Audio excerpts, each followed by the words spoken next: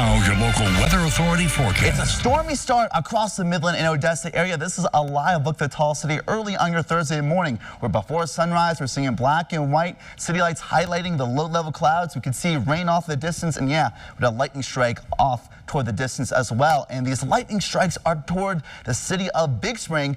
Most of the stormy activity eluding the Midland and Odessa area, but we do notice that camera's shaking, and we're going to be seeing quite a bit more stormy weather later in the day today. This was earlier. This is footage from Seagraves of flowing water, hail and flooding in the foreground. Quite a bit of hail, 1.5 inches in diameter with lightning strikes. The sound of the stormy weather is, yeah, pretty loud, and that's something out for. It's still dark out there. Make sure you guys are weather aware and stay safe out there. Satellite and radar does show quite a bit of stormy weather and strong to severe storms that move through. Seagraves now moving toward Big Spring. Those reds, oranges, and yellows indicating moderate to heavy rainfall, and we notice the lightning strikes as well. Barreling toward Big Spring. Some of those lighter greens clipping the Tall City this morning, and a lot of that rainfall moving through I-20. Not just rain, but also hail. Now, the hail not as big as what we saw a few hours ago. The brighter blues and purples indicated 2-inch diameter hail or more.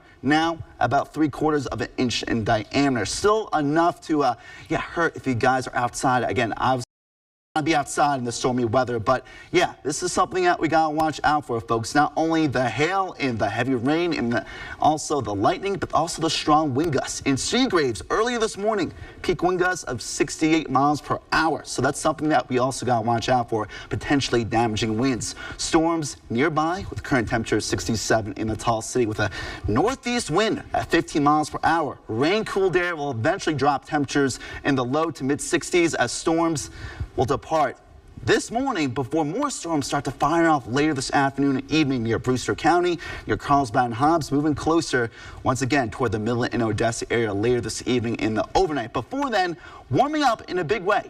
86 degrees. A lower chance of storms during the afternoon hours today, so likely after sunrise, most areas rain-free, partly cloudy and muggy and breezy either way as winds will be coming in from the east-southeast, keeping temperatures below normal during the afternoon in the low to mid-80s, low 90s in the Trans-Pecos, right around the mid to upper 80s in the Midland and Odessa area before rain-cooled air spreads and bleeds into the Trans-Pecos and the Basin overnight with storms still possible. Low temperatures in the 60s. Those winds again still coming in from the east-southeast with stronger wind gusts.